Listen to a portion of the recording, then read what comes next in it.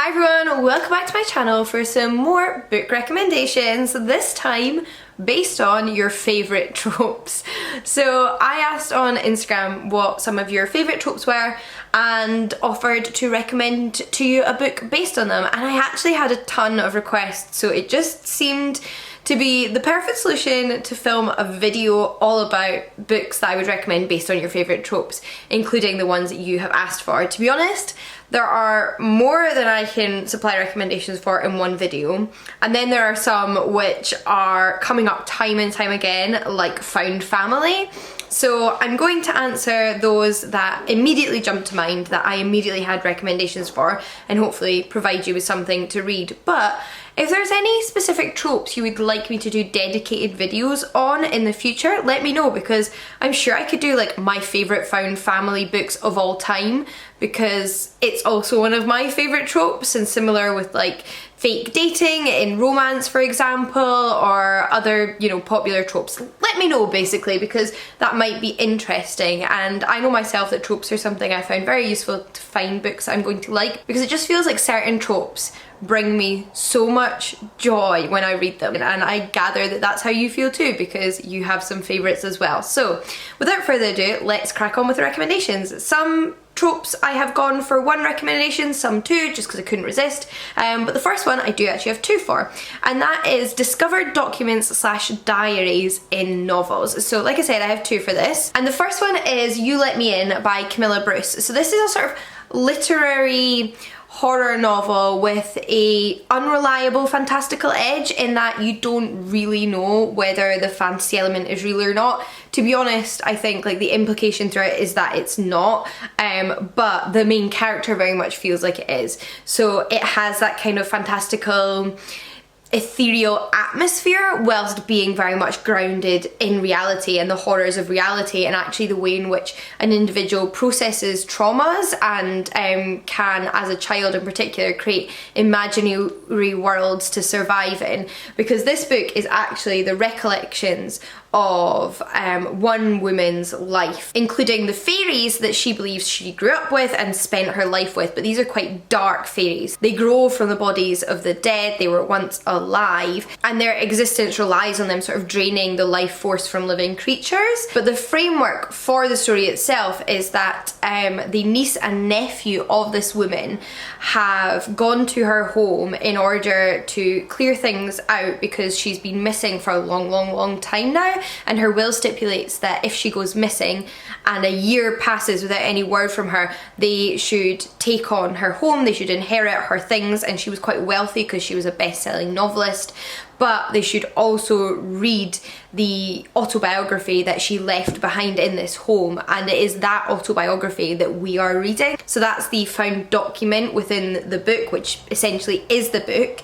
If you're looking for something a bit more sporadically like dotted around the book rather than making up the entire story, we have The Twisted Ones by T. Kingfisher, which is another one with a fantastical horror edge, although this one very much is fantastical. Like, there is a fantastical element to this, and I really enjoy that, because I don't find a lot of true blends of the fantasy and horror genres out there, so I'd love more recommendations if you have them. But in this, we again actually have a woman who is going to her grandmother's home because her grandmother has passed away, and she has taken on the job of clearing out the house to sell it. But when she turns up, not having visited for a long time, she realises that her grandmother had really descended into hoarding. So this whole house is filled from top to bottom with absolute junk that she has to clear out, and amid the junk she finds the diary of her granddad, and it reads like the rambling scribbles of someone losing their mind, but the words stick inside her head, the words about the twisted ones, and she starts seeing things in the forest and hearing things in the night, and it all starts to unravel and come for her. It's brilliant. We then have a trope I've already mentioned, which is found family, because there was no trope that was asked for more than found family in that Instagram question box, so I picked two, and I definitely have more if you'd like to see a whole video on the topic. But the first one is one I've recommended time and time again, but for those who haven't yet picked it up, I wanted to mention it once more. And this is A Long Way to a Small Angry Planet by Becky Chambers. It's a sci-fi novel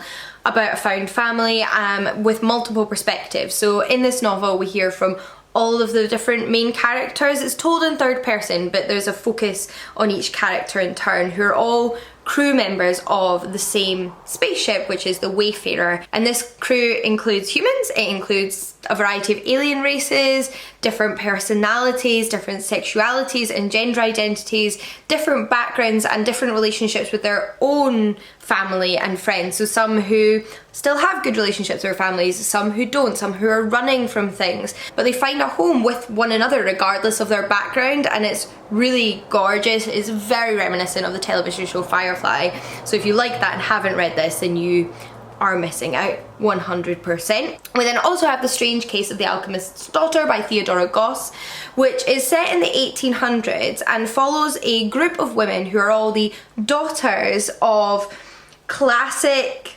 literary scientists. So for example, we have the daughter of Dr. Jekyll, we also have the daughter of Mr. Hyde, we have the daughter slash creation of Frankenstein, we have the daughter of Rappaccini, and the daughter slash creation of Dr. Moreau, all of whom you might recognise from books by Mary Shelley, by Robert Louis Stevenson, by H.G. Wells. However, if you've not read those books, you don't need to have read them to enjoy this novel, because this novel is in effect its own story, retelling and reimagining the Gothic genre, but from the perspective of the women who are often like pushed to the side in that genre, or are turned into like tropes and one-dimensional characters themselves. And in each other, these women find a family. They are considered monsters by many others, their fathers were considered monsters by many others, but together they make a family. We then have Grumpy Sunshine. So this trope is all about two protagonists, one of whom is a grumpy pessimist and the other of whom is a sunshine optimist. And there was one book in particular that immediately jumped out to me when I read that description, because Dreamer's Pool by Juliet Marillier is just for me the definition of Grumpy Sunshine, and I've actually not read a ton of Grumpy Sunshine books, but the ones that I have always seemed to put the male protagonist in the grumpy category and the female protagonist in the sunshine category, whereas this does the opposite. So the male protagonist is the sunshine and the female protagonist is the grumpy. Now of course they're much more complex than just two adjectives can do justice to, but it feels as though they fulfill those roles, and I think if you're looking for that trope, this is a gorgeous version of it. This is a historical fantasy mystery novel set in medieval Ireland, where we have a woman named Blackthorn who's a healer, and we have a man named Grimm, and they escape prison at the very beginning of the novel. They live in an unjust world, they have been put in prison, they have been left there effectively to rot, and they escape with the help of a fairy. Now this fairy has specifically come to lend help to Blackthorn, but Grimm has a soft spot for Blackthorn and decides he wants to travel with her, keep her safe, provide like strength on their journey, and also when they settle down in this small community where she's going to become a healer. They then are drawn into like a mystery involving the prince and his fiancée, and it's just wonderful, and I love that Grimm is the soft character and Blackthorn is the hard character, and that we have those roles that are typically flipped the other way around reversed in this story. It's wonderful. We then have Fake Dating, which is an absolute favourite of romance readers, I know, and I've read a few, but two of my favourites have to be Fix Her Up by Tessa Bailey for a contemporary read, which is about a young woman whose job is as a clown and her brother's best friend, who used to be like a world famous sports player. I forget, I think it's baseball. Never remember sports details, but he injured himself and now he's returned back to his like childhood home and childhood town, and for one reason or another they start fake dating. Now Georgie's always had a crush on Travis, so naturally this is maybe not the best decision if they want to come out of it unscathed by feelings, and naturally they do not. It is such great fun, very steamy, and the book that really got me interested in contemporary romance. But for a historical romance, which is still my favourite subgenre for the romance literature category, we have a Tessa Dare novel, and Tessa Dare is the woman who convinced me to love romance as a genre, so naturally she had to feature in this most popular of romance tropes recommendation. But in this case I wanted to recommend A Week to be Wicked, which is one of the Spindle Cove novels. So all of the Spindle Cove novels are set in Spindle Cove, which is a seaside which is a seaside town in the 1800s in England where women are sent who don't quite fit into society. So maybe they have had a scandal surrounding them, or they are wallflowers and can't seem to put themselves out there at balls, and they end up at Spindle Cove, which becomes this haven. And in this novel we follow Minerva, a budding geologist, although it's hard to become a scientist or recognised as a scientist in a world like 1800s England where women aren't even allowed to go to university. So she has been writing her papers and writing up her research under a male pseudonym, as well as Lord Colin Sandhurst, a absolutely devilish duke, or well, lord in this case, with a bad reputation, but whom ends up going off on an adventure with Minerva where they pretend to be eloping in order for Minerva to actually attend a geology conference. It's brilliant. I love that she's this wannabe scientist, and over the course of this journey to the conference they have to pretend they are engaged or married or in a relationship to a variety of different people to explain why a young man and woman of the genteel class are alone together on the road, and it's wonderful. It's such great fun. These are two characters you don't expect to fall in love, but really become invested in the story of. And if you like enemies to lovers, it has an element of that. They're not enemies, but they are pretty antagonistic towards each other, particularly at the beginning. So if you like antagonistic to lovers, this one also fulfills that. We then have recent past time travel. Now this person specifically asked for a book that perhaps includes time travel back to a time after the 1980s, so I imagine like the 80s or the 90s or the early 2000s.